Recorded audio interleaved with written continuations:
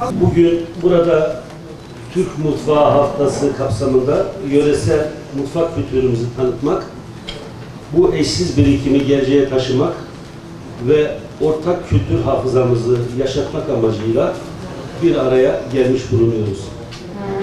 Bizler biliyoruz ki bir şehrin hikayesi yalnızca taşında, toprağında ya da tarihi eserlerinde değildir. Aynı zamanda mutfağında, sofrasında ve nesilden nesile aktarılan lezzetleri bile yaşar. Malatya mutfağı binlerce yıllık kültürün emeği, paylaşmanın ve gönül birliğinin sofraya yansıyan en güzel halidir.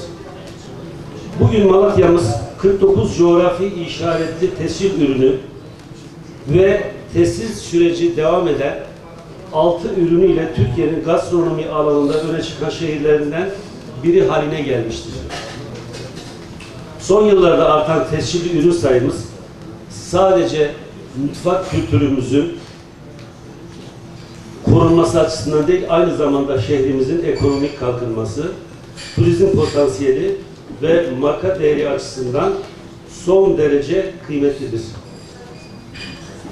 Kağıt kebabından kiraz yaprağı sarmasına, sıkma köftesinden ayranlı çorbasına kadar her bir lezzetimiz bu toprakların hafızasını, üretim kültürünü ve zengin yaşam geleceğini taşımaktadır.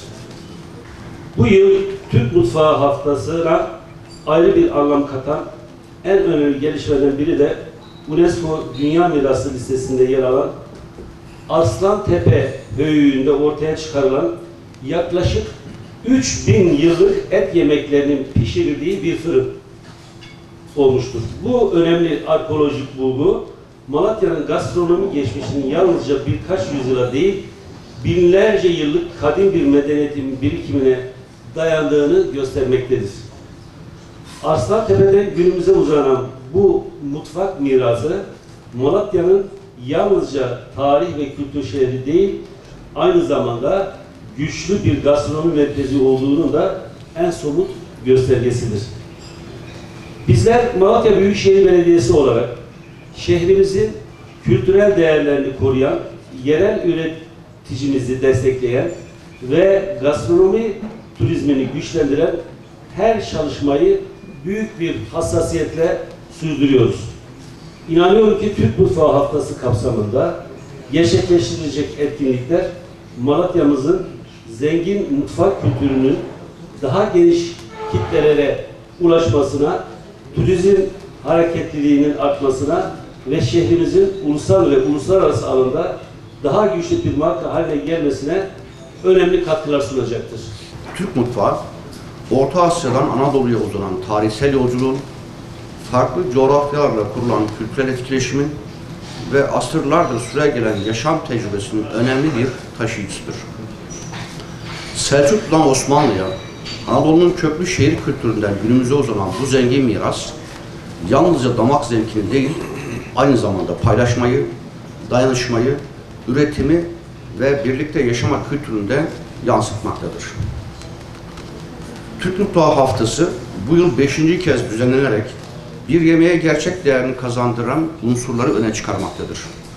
Bu yılın teması olan bir sofrada miras olarak mutfak mirasımızda işlemiş hikayeleri, hatıraları, kültürü, gelenekleri ve birikimi öne çıkarmaktadır. Yemek tutkunlarını yalnızca eşsiz lezzetleri keşfetmeye değil, aynı zamanda sofralarımız etrafında şekillenen aile kültürünü, dayanışma ruhunu, kadim gelenekleri ve ortak hafızamızı yeniden hatırlamaya davet etmektedir. Türkiye Cumhuriyeti Kültür Turizm Bakanlığı 2026 Türk Mutfağı Haftası'nın resmi temasını bir sofrada miras olarak açıklamıştır. Türk Mutfağı Haftası 21-27 Mayıs tarih arasında Türkiye genelinde ve dünyanın dört bir yanında Türk diplomatik temsilcileriyle kültür merkezlerinde icra edilecek çeşitli etkinliklerle kutlanacaktır. Bu yılın teması olan Türk mutfağı yalnızca yemeklerden ibaret bir unsur olarak değil, yüzyıllar boyunca göçlerle, medeniyet birikimiyle, ritüellerle, imece kültürüyle ve köklü sofra gelenekleriyle yoğrulmuş, paylaşmayı, bereketi, misafirperverliği ve toplumsal dedikleri yansıtan canlı bir ortak kültürel miras olarak yeniden tanımlanmaktadır. Malatya mutfağı tarih boyunca farklı medeniyetlerin izlerini taşıyan, üretim kültürüyle şekillenen ve yerel yaşam pratiğiyle bütünleşen önemli bir gastronomi birikimine sahiptir.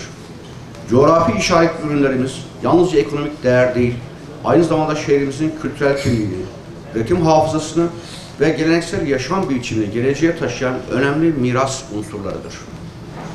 Kadim gastronomi kültürüyle ön plana çıkan ilimizde, coğrafi işaret tescil alan Malatya kayısı başta olmak üzere 50 adet coğrafi işaretli ürün bulunmaktadır. İlimizin gastronomi zenginliklerini yansıtan coğrafi işaretli ürünlerimiz şehrimize değer katmaya devam etmektedir.